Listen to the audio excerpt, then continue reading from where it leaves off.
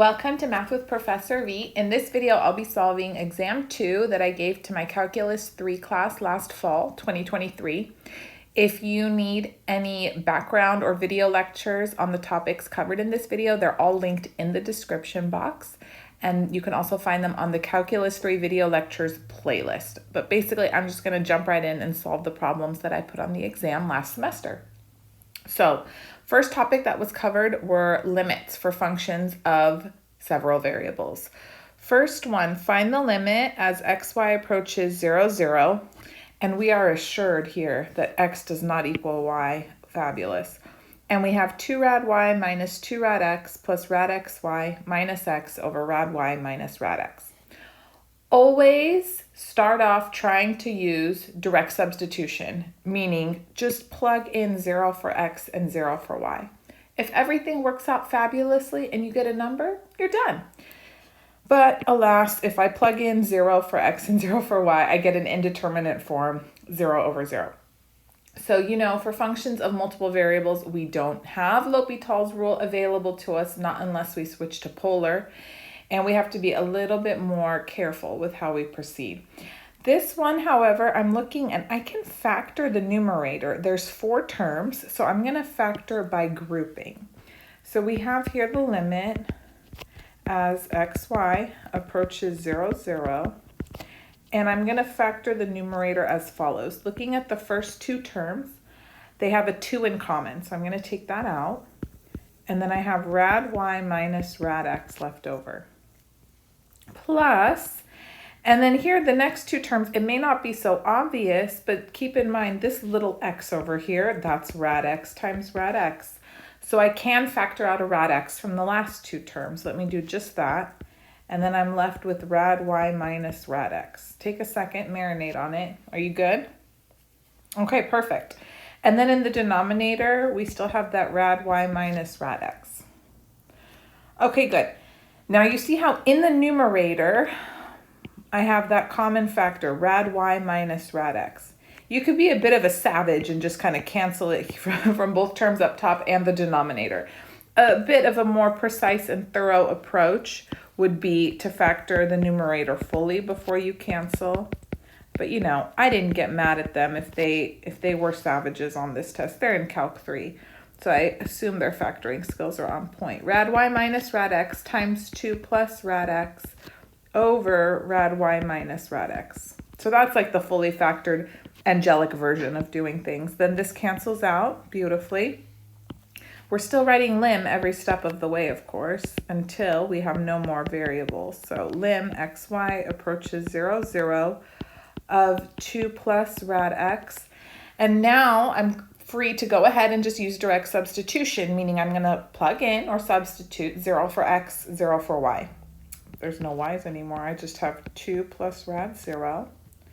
Notice I'm not writing lim anymore because I don't have any more x's and y's in the expression for my limit. And this is just going to be 2. So the limit of that function is 2 as xy approaches the origin. Good? Love it. They practice this one. I give a study guide. I give a practice test. I do. I don't like to traumatize them or shock them on the exam much. Okay, next one. Limit as p approaches 7, 0, negative 7 of e to the y squared sine inverse of negative z over x. Like I said, just try plugging things in. Try direct substitution first. Only factor or go polar or do other things if you run into problems. So let's see. E to the y squared, that's going to be e to the 0 squared times sine inverse of negative, z is negative 7, over x is 7. So let's see, have we run into any obstacles? I don't think so. This is going to be e to the 0 times sine inverse of positive 1. That's 1 times pi over 2, and we're left with just pi over 2. Okay, not too bad. That one was supposed to be relaxing. I hope it was. Okay, moving on, let's talk about continuity. At what points is the given function continuous? And we have f of xy equals x minus y over 2x squared plus x minus 6. So f is a rational function. And we have a theorem. It doesn't have a name. It probably has a number in your book, which is going to be a different number than it is in our book. So we're just going to call it theorem. F is continuous on its domain. Okay, so this theorem is very useful because it allows us to not have to use the three-part definition of continuity. You remember the three-part definition of continuity? For functions of several variables, it's that f of ab is defined or exists as a finite number. The limit as xy approaches ab of f of xy exists as a finite number. And condition 3 is that your answers for step 1 equals the answer for step 2. The limit equals the function value. That's our formal three-part definition. The cool thing is if I can identify what kind of function it is, I have a theorem that tells me I don't have to sit there and do this three-part definition. I just identify the function's domain, and that's where it's continuous. And this theorem applies not only to rational functions, it applies to almost every single function you can think of except for piecewise functions. Yep. So it'll work for trig functions, trig inverse, logarithmic, exponential, combos of those, polynomials, etc., just not piecewise. Okay, so let's identify what is the domain of this function, because then that will be the answer to where it's continuous. Well, I know a rational function is undefined if the denominator is 0. So I don't want 2x squared plus x minus 6 to equal 0. This factors into 2x minus 3 and x plus 2. So x cannot be 3/2 or negative 2. Now let's correctly identify the domain, and this is where you need to pay close attention because a lot of students can be careless. F is a function of two variables. So the domain is in the xy plane. It's not one-dimensional domain, okay? This is a two-dimensional domain. So the domain is a set of all ordered pairs xy such that x cannot be 3/2 or negative 2. And we have no restrictions on y. It would be wrong if you wrote this as just x such that x does not equal 3/2 or negative 2.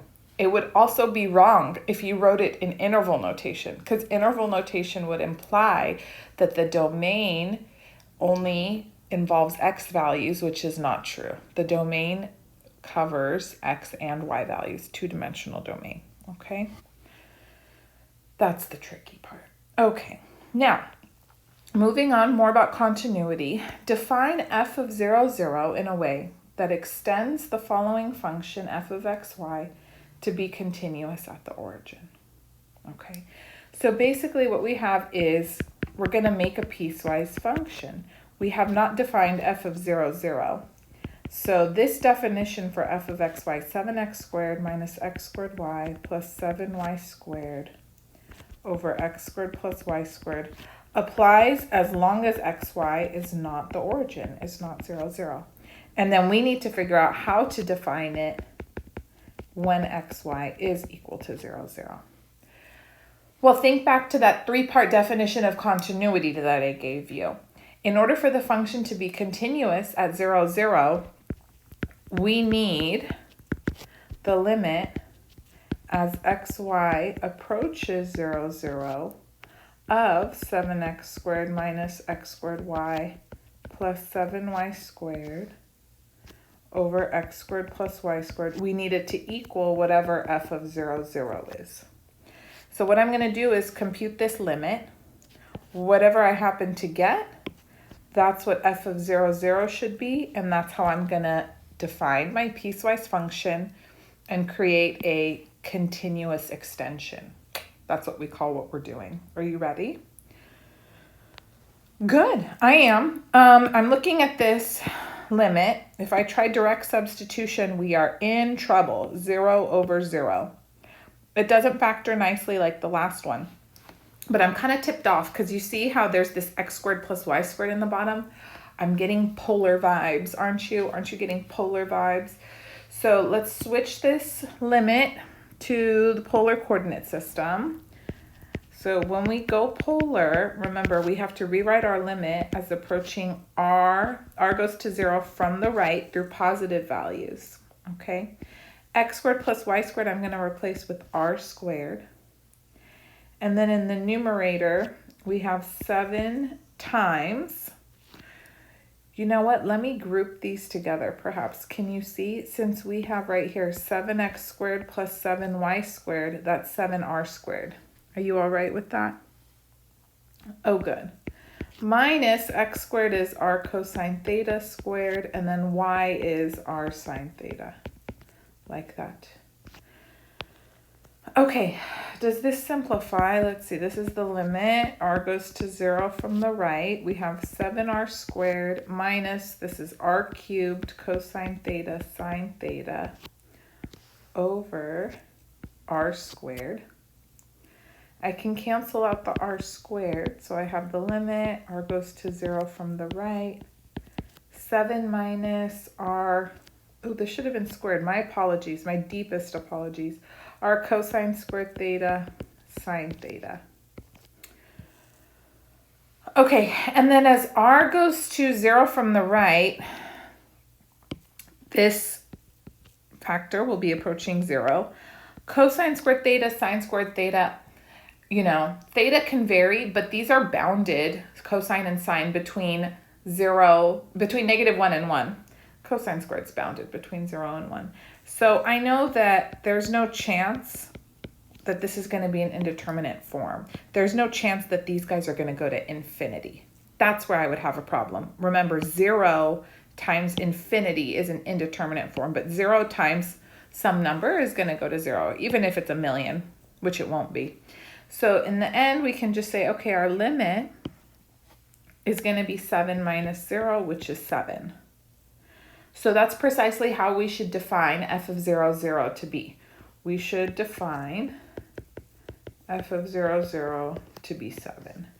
And if you want to come and put like a nice little piecewise function together, you know, fill in the top here, you go, oh, I know what it should be. Get rid of that question mark. It should be 7. Okay? And then all 3 conditions of continuity are satisfied. There's a lot more interesting, tricky limit problems, but then I would have to give far too long of a test. We practiced more where you have to go along a path, right? Various paths to prove a limit doesn't exist and whatnot. So there's a lot more interesting questions. Perhaps I'll put it on the exam for the summer. I'm teaching Calc 3 again this summer. No rest for Professor V. Okay, solve the following problem. Write a chain rule formula for the following derivative. We want del W del T, and here W is equal to f of x, y, z. X is a function of R and S. You can kind of ignore the G. It's just a name. I'm more interested in what variables X is a function of. Y is a function of T, and K is a function of R, S, and T. I recommend making a tree diagram. If you don't need one, that's fine. Live your life. I like them. So first things first, W is a function of X, Y, and Z. You don't need to put the F. Just put what it's a function of as the branches. X, Y, Z. Now, X is a function of R and S. So 2 little branches for X, R and S. Y is a function of T only. How relaxing. And then Z is a function of R and S and T. And they want del W, del T. So what you do when you have this lovely little tree diagram, you find all of the branches that end with T. I got one right here. I got one right here. Yes? Then you're going to trace out the path that you follow from the very top of the tree to get to the end of those branches. So I got to go down here and then through Z there to end up at T. And then that will give you the chain rule formula. So observe. Del W, del T equals, when I go from W to Y, that's a partial derivative, right? Because W is a function of 3 variables. So that's going to be del W del Y times, and then from y to t, when I take the derivative here, that's not a partial derivative because y is a function of only one variable. So I'm going to write dy dt. And then plus, so whenever you have, more than one branch that you need to put together, you're just going to add them all up. And then again, this is going to be a partial derivative, del W del Z. You always multiply as you work down through the branch, so times, and then this is going to be a partial derivative because z is a function of more than one variable, times del Z del T. And that was all they had to do for that problem. Just write the chain rule formula. Good? Okay, another chain rule problem. Evaluate del Z del V at uv equals 1, 4 for the following function. So I can see here z is a function of x and y. Let me write that out first. So z is a function of x and y. X equals e to the u plus v. So x is a function of u and v. And y is also a function of u and v. Y equals u times v. You must include the appropriate chain rule formula as part of your solution. No problem. So if I want del Z del V, first let's find all the branches that end with V. Here they are. And then trace down from the top so that you end up at those branches. So let's write the chain rule formula right now. Del Z del V equals. Coming down this first path, this is a partial derivative because Z is a function of more than one variable. That's del Z del X times del X del V plus whenever you move on to another branch. And then this is a partial also. So del Z del Y times del Y del V. Okay, so let's go ahead now compute all of these partial derivatives since we're going to need them. So del Z del X is going to be y squared minus 1 over x. And then del Z del Y, what is that? 2xy minus 0. Okay. And then del X del V is going to be just e to the u plus v. And then del Y del V is u. So let's substitute everything in. Del Z del X, y squared minus 1 over x. Del X del V is e to the u plus v. Plus del Z del Y is 2xy. And then del Y del V is u. And they want this at uv equals 1, 4. So if u and v are 1 and 4, u is 1, v is 4, x equals e to the 1 plus 4, e to the u plus v, which is e to the 5th, and y equals u times v, which is 4. So I need that all to get plugged in. And then here we go. So we're going to have y squared, that's 16 minus 1 over e to the 5th, times e to the u plus v, that's e to the 5th, plus 2xy, e to the 5th times 4, times u is 1. So let's see, this will distribute. This is 16 e to the 5th minus 1 plus, that's 8 e to the 5th, isn't it? Yes. So altogether we have 24 e to the 5th minus 1. Et voila. Done. How are you guys doing? Good? These are straightforward, right? Okay, a couple more. Now we're moving on to implicit differentiation. Use implicit differentiation to find the specified derivative at the given point. Find del y del x at the point 1, 5, 4 for the following function 3x squared plus 7 natural log of xz minus 6yz squared minus 3e to the z equals 0. So what I'm going to do is go ahead and define this as a function of 3 variables. So I'm going to say capital F of x, y, z equals this function that was given, 3x squared plus 7 ln xz minus 6yz squared minus 3e to the z.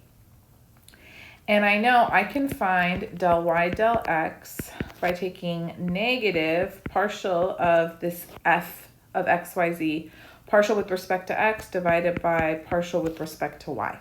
This is one of the formulas that we covered in the lecture on implicit differentiation. It's like a little shortcut way of finding it.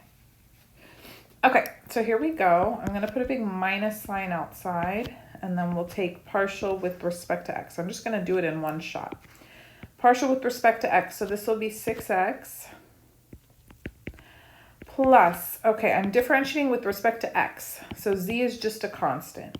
So I'm going to have 7 over xz times, by the chain rule, I have to multiply by the derivative of xz with respect to x. So then I'm just going to multiply by z, by that constant. And then let's see, there's no x's here, so partial with respect to x would be 0, because that's a constant. Same thing here. So I'll just put plus 0. Okay. Over partial with respect to y. Let's see. There's no y's here, so that partial would be 0. No y's here, that partial would be 0. I have y to the first, so the partial would just be negative 6z squared. And then partial with respect to y here is 0.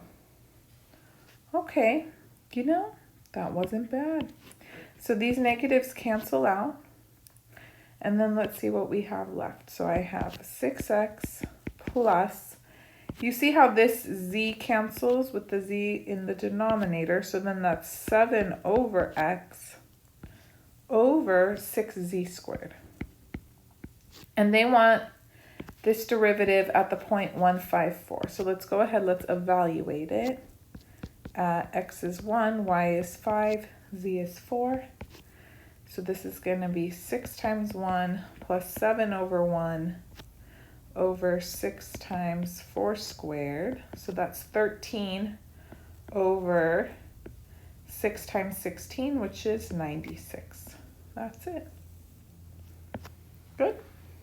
Not too crazy. Okay, here's a related rates problem, just to practice the chain rule.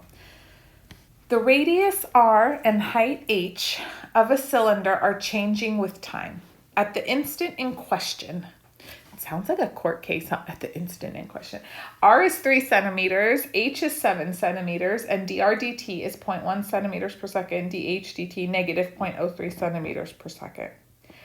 At what rate is the cylinder's volume changing at that instant? So what they want the rate of change of the volume. So if you were to write that as a derivative, what they want is dv dt. You must include an appropriate chain rule formula as part of your solution.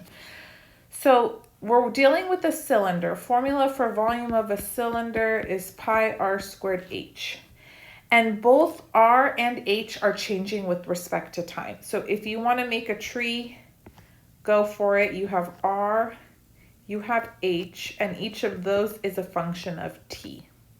So if I want dv dt, I'm going to have to come down this branch because there's a t, and then this branch also. It's not del v del t though, okay? Because in the end, there's only one variable at the very bottom. So it's not a partial derivative. So dv dt is going to equal, coming down this branch, this is a partial derivative because v is a function of 2 variables. So that would be del v del r times dr dt plus, coming down the next branch, that's a partial derivative again, del v del h times, not a partial, just dh dt. And look, they were so kind, they even wrote dr dt, dh dt. They could have said the radius is changing at a rate of 0.01, but they took pity on your soul and wanted you to know it wasn't a partial derivative in case you needed a hint. Anyways, are we ready? Yeah, I think so. We can actually fill in these derivatives as we go. They shouldn't be too bad. So del v del r Maybe I should write it for you. Del V, del R. So you're treating pi as a constant and h as a constant. Derivative of r squared is 2r. So you're going to have 2 pi r h. Okay, and then del V, del H, you're holding pi r squared as a constant, so that's going to be the derivative. Okay, so here we go. Del V, del R, 2 pi r h. dr dt, I'm just going to leave it right now. They gave me a number to plug in. Fabulous. Del V, del H, pi r squared. dh dt, they gave me something to plug in. I'll do that in a hot second. Okay, so 2 pi. Now what do I substitute in for r? 3. For h, 7. Look at them. 3 times 7.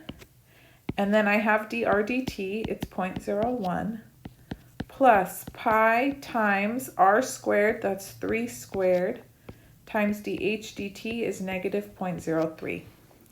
I like to put the units in at the end. This is not physics class. This is not chemistry. I don't like when it gets messy. I know they tell you, oh, you can make sure everything's canceling nicely. That's great. You do that in science. In math, I don't like it. I don't like it. Okay, so this is going to give me 0.42 pi minus 0.27 pi, which is 0.15 pi. And then now, yes, I'm going to put the units in. So this is dV dt. Well, volume is going to be measured in centimeters cubed, and time is being measured in seconds. And there you go. I can add it in at the end like a professional with clean calculations along the way.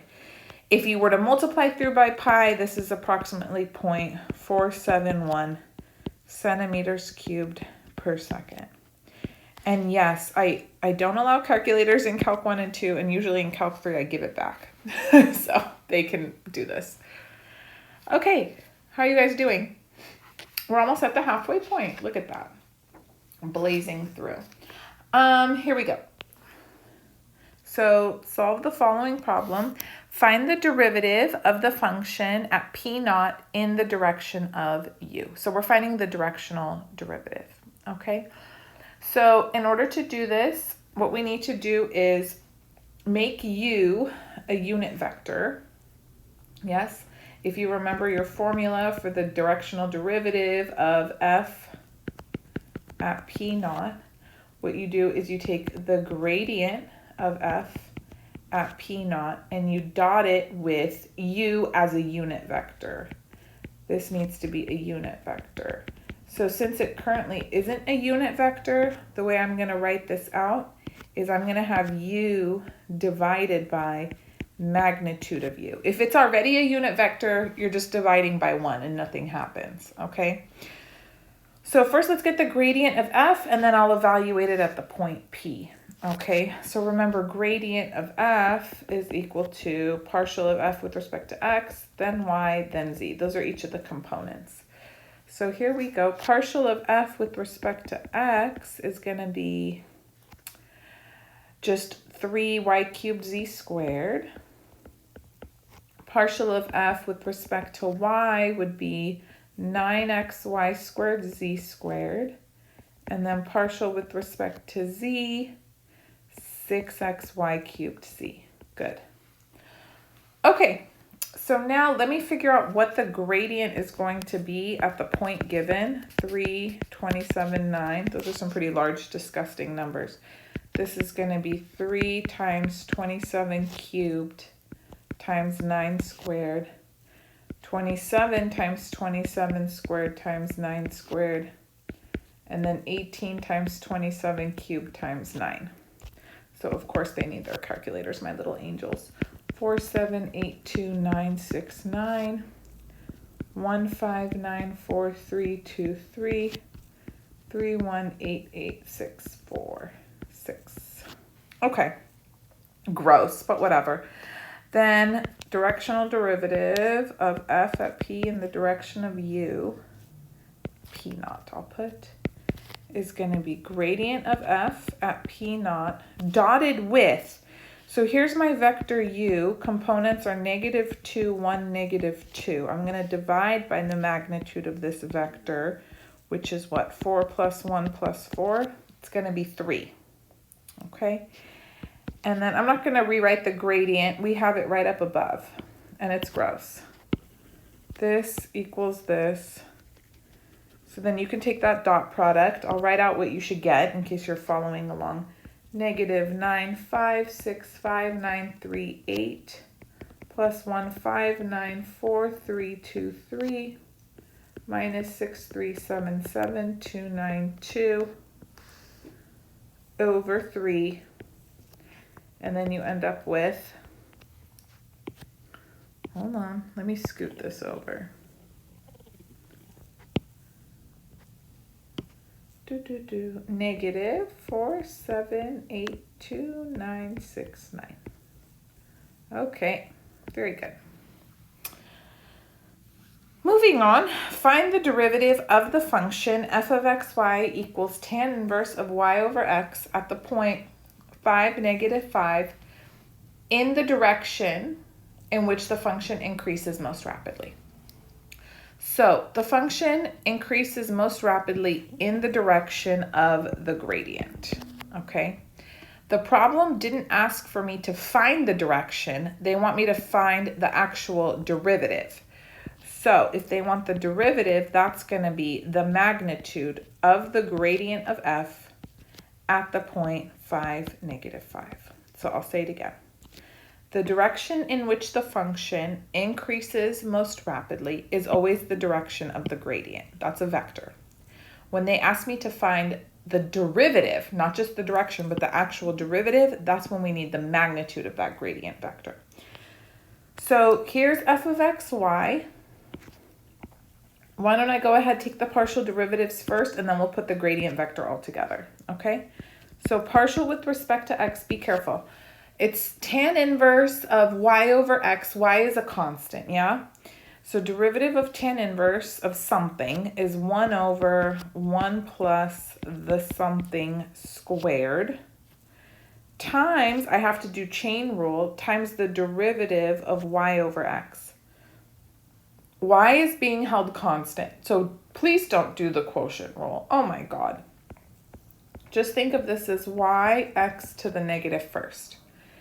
If I were to take the derivative, x is my variable, y is a constant, you would just bring that -1 down front, and you'd have negative y x to the negative second, or negative y over x squared.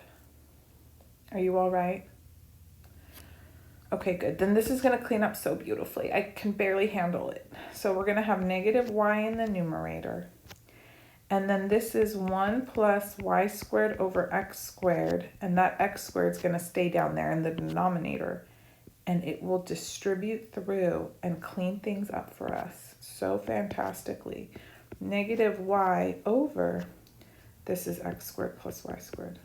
I mean, if you don't get excited about things like that, I'm sorry. I have so much fun when I do math. Okay.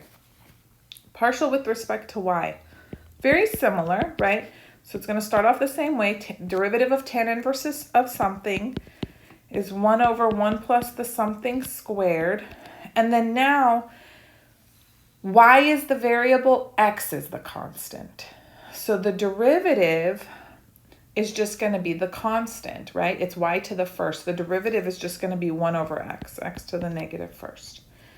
This one's not going to clean up as beautifully, right? So this is 1 over, I'm going to distribute the x through whilst I clean up. I think you can handle it. This is going to be x plus y squared over x. And then I have to get rid of that extra x. So top and bottom get multiplied by x. And now I have x over x squared plus y squared. Very good. Okay, so then I can find the gradient of f at the point 5, -5. First component, I'm going to go to partial with respect to x and plug in 5, -5. So this is -5 in the top, which is +5, over 25 plus 25. And then I'll have 5 over, same thing, 25 plus 25. So each of these is what? 5 over 50, 1/10. And then I know I need to take the magnitude of this vector. Let me show you a slick trick. You can factor out 1/10 and then you just have the vector 1, 1, right? So then if I want the magnitude of f at 5, -5, well, you know what? I need to get rid of this page number. It's bothersome. You can take the magnitude here. Since I have the 1/10 factored out, it just comes along for the ride. And then you can do the magnitude of the vector. I showed why in one of the video lectures. If you don't believe me, go back and watch them all till you find it. Hee hee. Okay, this is going to be rad 2 over 10. Isn't that cool? Try it without factoring. You can try, but then you're going to have to clean it up and take the 1 over 100 out of the radical. You'll see. You'll see what I mean. This is life-saving trick. This is good stuff right here. Okay, the beginning was super straightforward. Next part's going to get ever so barely more spicy. Here we go. Find the equation for the tangent plane to the surface at the given point. -1, -1, -1. Well, okay. If I need the equation of a tangent plane, I need two things. I need a vector normal to the plane, and I need a point on the plane. They gave me the point. How can I get a vector normal to the plane? I'm going to get the gradient of this function. I just got to make sure I have a function, set it equal to 0. So let's move some stuff around. So I'm going to say f of x, y, z is x squared plus 6xyz plus y squared plus 4z squared. Okay, so you should know if you get the gradient of a function, that will give you a vector at any point that's normal to its surface. So gradient of f, I'm just going to take the partial derivatives as we go. So partial with respect to x would be 2x plus 6yz, nothing else. Partial with respect to y, let's see, 6xz plus 2y. And then partial with respect to z, 6xy plus 8z. Now I'm going to compute the gradient at the given point, and that'll give me a vector normal to this surface at that point. Do you know what the surface is? If you have x squared plus y squared plus z squared, think about it. Maybe you need to go back, review graphing quadric surfaces. Okay, so let's see, this is going to be -2 plus 6. 6 times -1 times -1, so 6 minus 2, and then 6 minus 8. So what I end up with is 4, 4, -2. You could use that, but it's nicer to scale down. What I'm going to use is just divide everything by 2. 2, 2, -1 for n. Okay? And students always get confused. They're like, when can I divide or multiply through by a scalar? If you're just finding the equation of something, you can always. If they ask you to find a distance in a problem, no, you can't just go willy-nilly dividing by numbers. When your answer is a scalar quantity, no. If it's an equation, yes. Okay, so there's my normal vector, and then I have the point. So I'm just going to go ahead and put everything together to write the equation of the plane. So you take 2 times x minus -1, so x plus 1. Plus 2 times y plus 1 minus 1 times z plus 1, and this always equals 0. And then just simplifying, let's put it in standard form. 2x plus 2y minus z ends up equaling -3. Okay, very good. How are we doing? I'm thinking now maybe I could have made this test quite a bit trickier. Anyways, this was one of my loveliest classes I've ever taught. They were just such a delightful group of students. I truly had a good time coming to work. Okay, write parametric equations for the tangent line to the curve of intersection of the surfaces z equals 3x squared plus 10y squared and z equals x plus y plus 11. This is a paraboloid. This is a plane. Okay.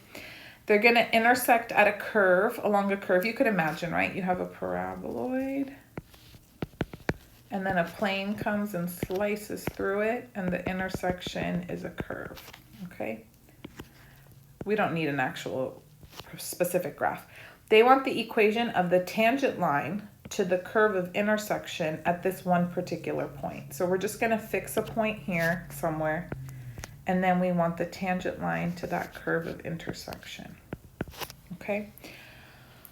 So to write the equation of a line, and they want parametric equations, I need the direction vector, okay, of the line and a point, which I have. I have the point, no problem. Well, let's think about it. The direction vector of that line, it has to be tangent to both of the surfaces, okay?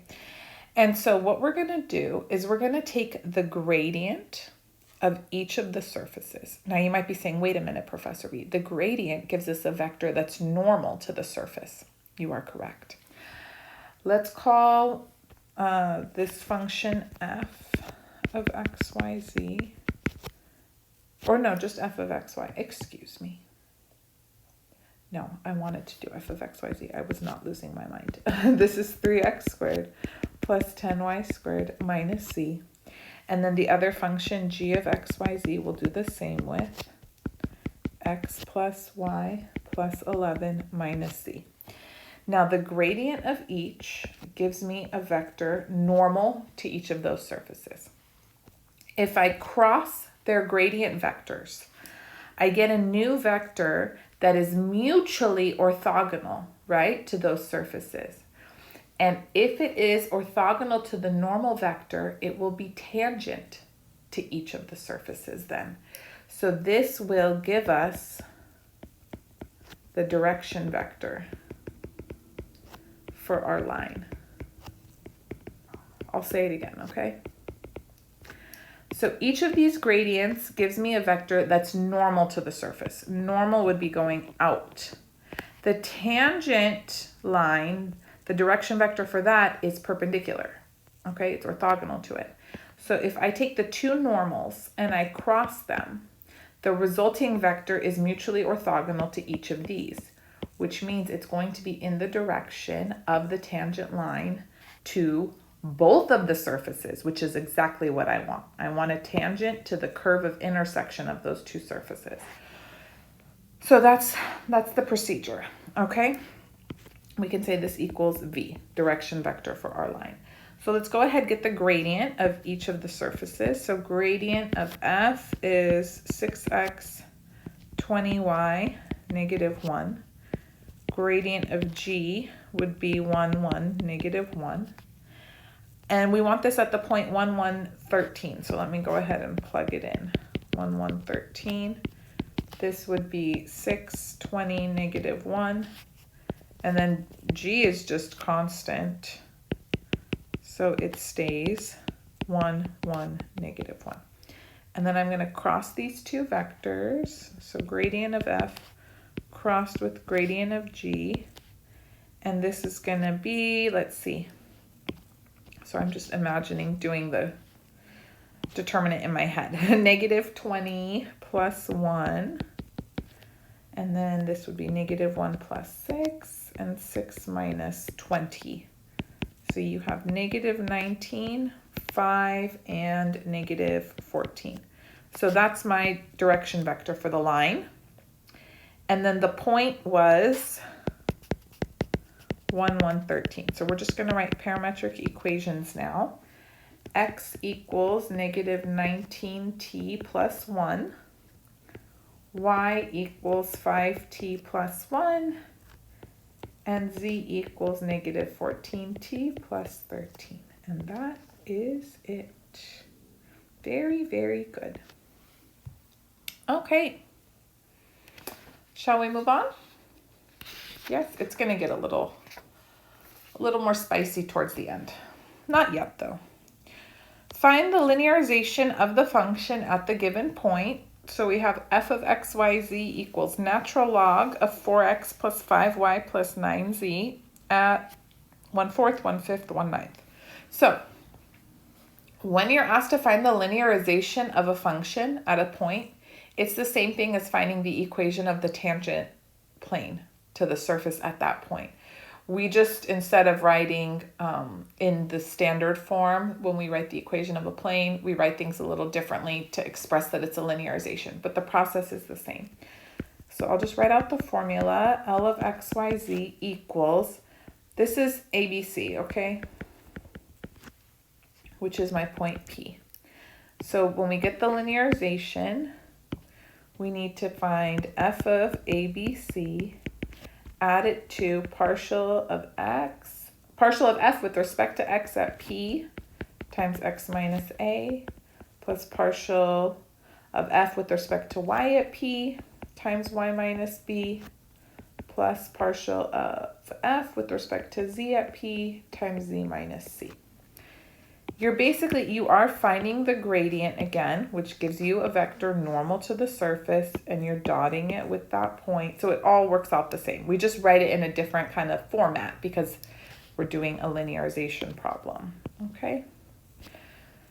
So let's go ahead and get all our partial derivatives. So partial with respect to x, not bad. Derivative of natural log of something is 1 over the something, and then I have to do the chain rule. Since I'm taking the derivative with respect to x, everybody else is constant. So derivative of 4x is just 4. And then let's plug in the point P, 1/4, 1/5, 1/9. Can you see it was chosen with such love so that these would not be nasty numbers? We're going to have 4 over 1 plus 1 plus 1, which is 4/3.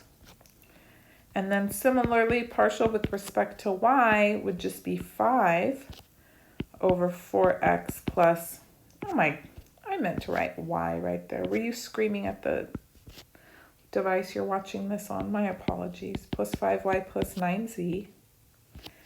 And then evaluating this partial at the point P, we'll get 5/3. And then now partial with respect to z is going to be 9 over 4x plus 5y plus 9z. So partial with respect to z at P is 9/3, which is 3. And then the only other thing I'm missing is f of ABC. So I need f of P. So f of 1/4, 1/5, 1/9 is natural log of 1 plus 1 plus 1, which is natural log of 3. Beautiful. So now let's put everything together. My linearization, L of x, y, z equals ln of 3 plus 4/3 times x minus 1/4 plus 5/3 times y minus 1/5 plus 3 times z minus 1/9. Yes? Yes. Which is ln of 3 plus 4/3 x minus 1/3 plus 5/3 y minus 1/3 plus 3z minus 1/3. Ooh, that makes it clean up nicely, doesn't it? So L of x, y, z is, I'm going to put all the variables in the front. So let's put 4/3 x plus 5/3 y plus 3z, and then I have minus 1, right? All those 1/3 together. And let's just put plus ln of 3 last, so he's not bothering anybody. Okay, very good. How did you like that one? Nice. This is a straightforward test. I'm really looking back, I'm like, I should have made it much harder. Oh well. Here we go. All right, question 8 states, find all the local maxima, local minima, and saddle points of the function. You may leave your final answer in the form of a neatly organized table summarizing the results. So in order to begin this process, we're going to need to find all of the critical points for this function. So we're going to find first partials with respect to x and y and see where they're both equal to 0. So let's go ahead and take partial derivative of f with respect to x. I'm just going to use the chain rule here, so I'm going to bring the 2 down front. Then you have x squared minus 4 to the first times derivative of the inside, x squared minus 4, which is 2x. And then looking at this next term, there's no x's in it. So this is a constant. And if I take the derivative, it's just going to be 0. So let's clean this up a bit now. First partial with respect to x is 4x times x squared minus 4. And remember, we set this first partial derivative equal to 0. That gives me x equals 0 and x equals plus or minus 2. So we're going to save that. Now let's go ahead and take first partial with respect to y. Similarly, like this whole term has no y's in it. So it's a constant when I'm differentiating with respect to y. So its derivative will be 0. And then I'm just going to bring down the 2. I have y squared minus 49 to the first times 2y. And then this is going to give us 4y times y squared minus 49. And then we set this derivative equal to 0 also. And we get y is equal to 0 and y is equal to plus or minus 7. So I have to make every possible combination of where the first partials are equal to 0. So we're going to have we have 3 x values that need to get paired with 3 y values. So I'm going to have 9 critical points total. And then we're going to compute the value of d, the d test, to figure out whether or not these critical points are maxima, minima, or saddle points. So in order to do that, I need second partials. So let's go ahead. I'm going to simplify further for the first partial so it's easier to take another derivative, right? Like, I don't want to do product rule. Heavens to Betsy, no. So let's distribute. This is 4x cubed minus 16x, then fxx, or taking second partial with respect to x, would be 12x squared minus 16. Okay, good. And then let's clean up again. Partial with respect to y, I'm going to distribute right here, so no product rule will be necessary. 4y cubed minus 196y. So second partial with respect to y, fyy would be 12y squared minus 196. And then we do also need the mixed partial, fxy. And you can just see if I take partial of first derivative with respect to x and then differentiate with respect to y, it's 0. There's no y's here. So that's done. It's also equal to fyx. Thank you, Clairaut's theorem. Okay, so let's make a table. And here's how I kind of like to organize things. So let's make our top row here. We'll list the critical points. We'll list the value of fxx, second partial with respect to x. List the value of fyy, the mixed partial, the sign of d, and then we're going to classify it. And then we're going to give the actual function value, f of xy, which is z. Okay? So I'm going to go ahead. Remember, we have 9 possible critical points. I'm going to make every possible pairing of 0 plus or minus 2 with 0 and plus or minus 7. And do you remember how to compute d? When you have the table set up this way, it's pretty nice. So hold on, let me fill in everything. 0, 0, 2, 0, negative 2, 0, 2, 7. 2, negative 7, negative 2, 7, negative 2, negative 7, 0, 7, 0, negative 7. Okay, that should be all of them. 1, 2, 3, 4, 5, 6, 7, 8, 9. Perfect. Okay, very good.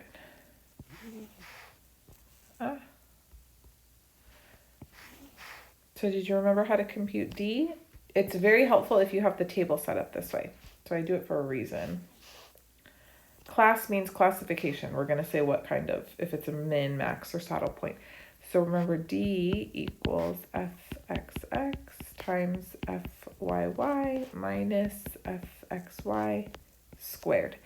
So as long as you remember that, and then look at the table, it's set up really nicely that you can take this product, usually mentally, and then subtract the square of this column. And it's no big deal. All you want to know is the sign of d. You want to know if it's positive or negative. Okay? And then I'll remind you how to classify in just a second. So here we go. I have all the derivatives above, so that's helpful. And I'm just gonna start, I'm gonna fill in column by column because I just kind of like to go on a roll. So I'm plugging everything in right now to fxx, second partial with respect to x. So this is going to be negative 16, 32, 32, 32, 32. And then these last two are negative 16. And then fyy, so now plug everything in to second partial with respect to y, negative 196. 2, 7 is 392, all the way down. And then fxy, that's easy because that's just always 0 all the way down, straight shot. 3, 4, 5, 6, 7, 8, 9. And then for D, all we want to know is the sign, okay? So this is going to be positive, negative, negative, positive, positive, positive, and the last two are negative. Okay, so for the classification, remember you have to look at the sign of D as well as the sign of fxx, second partial with respect to x. You look at that along with D to classify. So if D is positive and second partial with respect to x is negative, then you have a relative max or local max. They mean the same thing. So that's local max. Anytime D is negative, then you have a saddle point, and you don't have to look at the sign of fxx. So if it's negative, automatically saddle. Those should be your favorite. Saddle. Then here I'm looking, okay, D is positive, but in this case, second partial with respect to x is also positive, so that means we have a local min. Same thing for the next critical point. Same thing, local min, and same thing, local min. And then the last two, saddle. Good? Okay, and then lastly, we need to figure out what the function value is there. So just go back to your original f of xy, sitting up here, minding its business, and just plug each of the critical points in so you have the function value. So I did it already. I'll just fill it in for you. So 2,417, 2,401, and then a bunch of zeros, which makes sense, and then 16 and 16. So that's it. I mean, I don't think anyone got this problem wrong. Maybe just a little baby oops, but for the most part, they knew their stuff. Okay. Next problem, almost at the end. Find the absolute maxima and minima of the function on the given domain using the methods of section 14.7. So I said which section to use because I didn't want them using Lagrange multipliers to solve this problem. The next question is a Lagrange multiplier problem, but I wanted them to know that I wanted them to show that they could do the methods in 14.7. So the methods for this particular problem are going to include finding critical points on the interior of the region, on the boundary, on the corners, and then figuring out which ones are the absolute extrema, okay?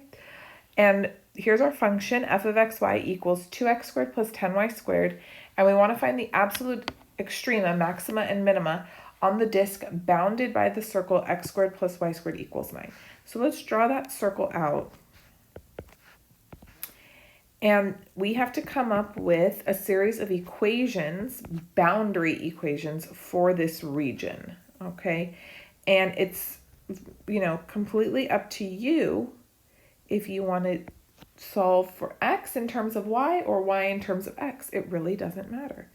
So here's our circle. Radius is 3. it's centered at the origin, but like I said, it's up to you. Do you want to solve for x or do you want to solve for y? I'd say most people prefer solving for y, so I'll do it that way, but it doesn't matter.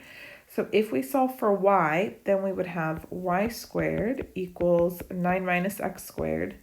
So y equals plus or minus rad 9 minus x squared. And so what that means for us is we have two boundary equations. The top boundary equation is y equals positive square root of 9 minus x squared. And then the second boundary equation would be, that's it, the negative of that. So y equals negative radical 9 minus x squared. Very good. So two boundary equations. That's going to be important in a moment, okay? We'll save that for now. Let's go ahead and find our critical points. So first you start off finding critical points on the interior of the region. This starts off the same way that we did the previous problem. So you take first partial with respect to x and y, and you figure out when they're both equal to 0. So first partial with respect to x is 4x. I set that equal to 0, and I get x is 0.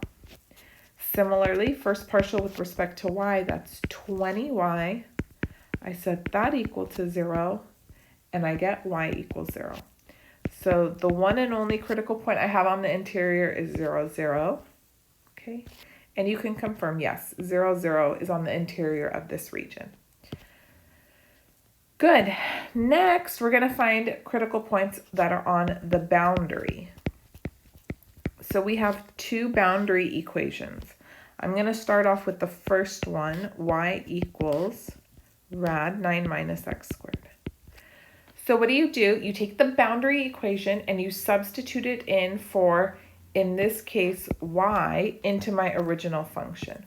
So we're going to have f of x comma rad 9 minus x squared.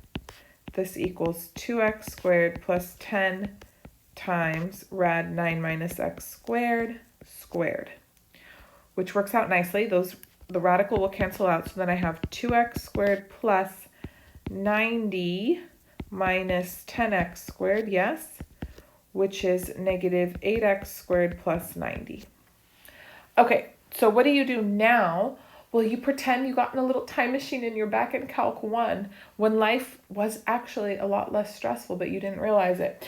And you're just going to find critical points the same way you did back in the day. You're going to find f prime and set it equal to 0. So derivative of negative 8x squared plus 90, that's just negative 16x. I set that equal to 0, and I get x equals 0. Well, that's fine and dandy, but what's the y value that goes with that critical point? If x is 0, remind yourself, this came from the boundary y equals rad 9 minus x squared. So the y value would be radical 9 minus 0 squared, which is 3.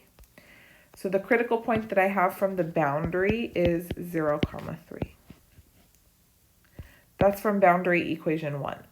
Now let's look at boundary equation number 2.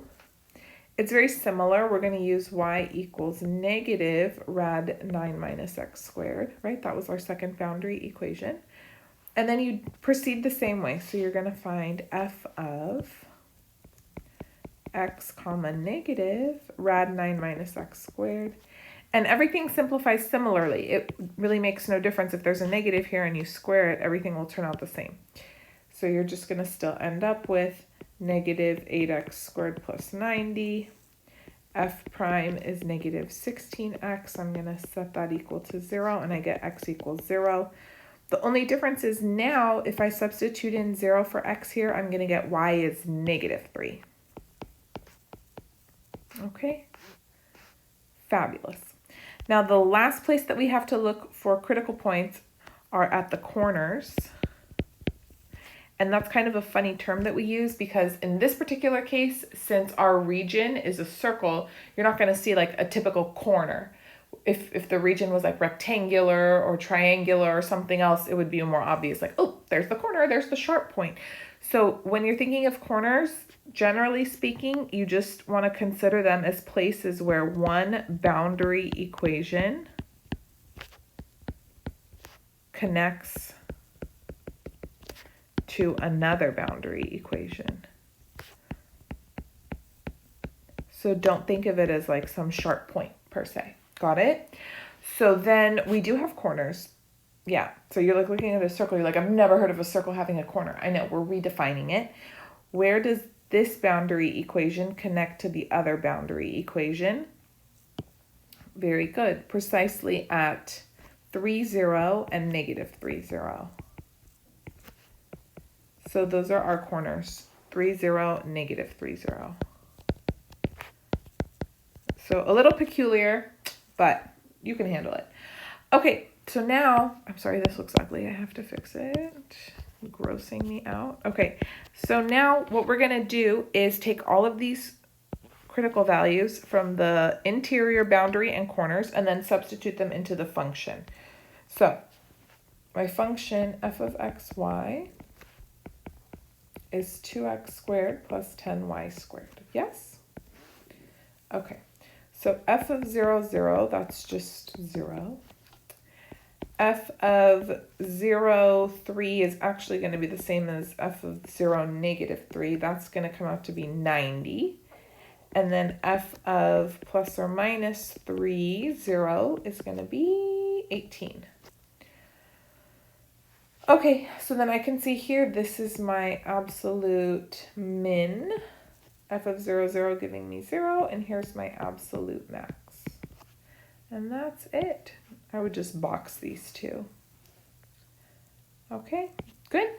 If you need more examples, I have plenty if you want to go to the video lecture on this section. It's the section right before the Lagrange Multipliers video in the playlist. Okay, it's also linked in the description. Don't worry, you don't have to go on a scavenger hunt. Last one, let's do a Lagrange multiplier problem though, right? Right? I love them. So solve the problem using the method of Lagrange multipliers.